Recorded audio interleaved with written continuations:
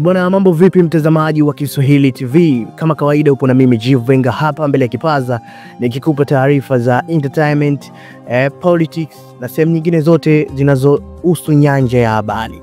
Kama ilivyokuwa kawaida, Diamond Platnumz kwenye mwezi wa Ramadhani, pia watu wengi wamekuwa na system ya kufutulisha. Sasa Diamond Platnumz na yeye ameamua kufutulisha, au sio? Kuna iftar itapigika pale Masaki Superdome ambayo itakuwa ni chini ya WCB kwa uongozi wa Diamond Platnumz.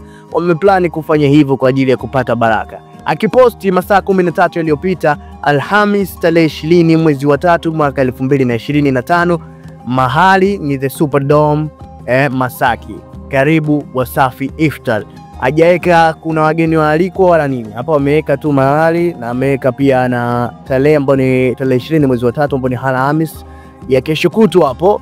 Kwa hiyo tutajumuika pamoja pale kwa ajili ya kupata iftar. Nadhani na mimi nitakuwepo kwa ajili ya kuendelea kukusogezea news tofauti kadhaa ya yale ambayo yataendelea pale kwenye iftar. Au sio bana? Nilikuwa hapa kwa ajili ya kukujuza hicho, na imekuwa ni kawaida kwamba mwezi wa Ramadhani unapofika watu wanafutulisha, wanatoa iftar ili mradi kupata baraka kutoka kwa Mungu, kwa sababu ni mwezi ambao upo kwa ajili ya matendo ya rehema.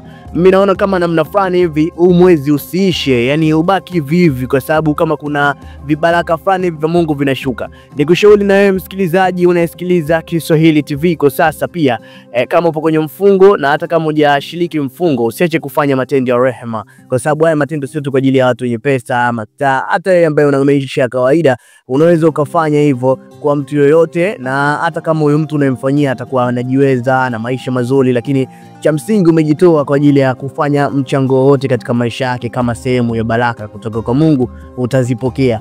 Hamna kitu kizuri kama kupokea maneno mazuri kutoka kwenye kinywa cha wanadamu wenzako. Bana, ulikuwa nami Jivenga hapa. Kama una neno zuri pia unaweza kanenea, unaweza kaacha hapo kwenye comment. Mimi nakuacha hapo, usiache kuendelea kusubscribe, like na kucomment ndani ya Kiswahili TV. We out your man.